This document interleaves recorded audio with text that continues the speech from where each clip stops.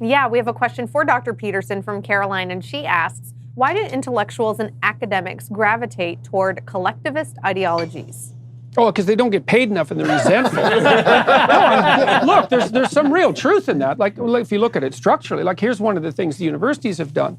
So as they're devolving, which they're doing extraordinarily rapidly, they've hired more and more adjunct professors, right? And so they don't have tenure. They're not on a tenure track. They get paid abysmally. Some of them live in their damn cars. They teach 4 courses. They don't make enough money. They have to live in their cars. They have no power. They're making like $16,000 to $20,000 a year. It's like that's not going to, so that's a place where plenty of resentment can be generated, and it's a rigged game. So some of it, I think if you tripled the pay of sociology professors, a lot of this would just go away.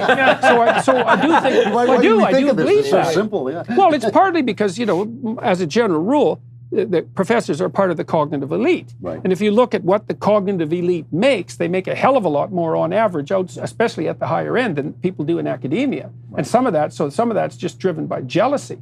So, and out here in the private sector, people want results. Yeah, well, sometimes they do. Sometimes they do. See, I differ on that a little bit because I've watched big corporations, and big corporations get just as stupid as big government, except that they die faster. Yeah, that's right. Yeah. Right, but they're no less stupid. No, and I think part of it is, and this is something that could unite the right and the left to some degree, is like, why don't we agree that really big poses a problem? Well, this was Andrew Breitbart, the good friend of all of us here except Michael. That's actually because Andrew died too soon, but I also think that had he met you... He would have hated my guts. Yeah, that's I right. did happen to miss him in Hollywood, but he would have hated my guts. But his entire premise was that big is bad.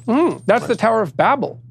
It's like if you build the thing too, but this is why I think the European Union can't sustain itself. It's like there's too many layers between the government and the people. It's too damn big. It gets unwieldy, and big is a problem, not least because Price's law dictates that incompetence increases geometrically and competence increases linearly as you scale.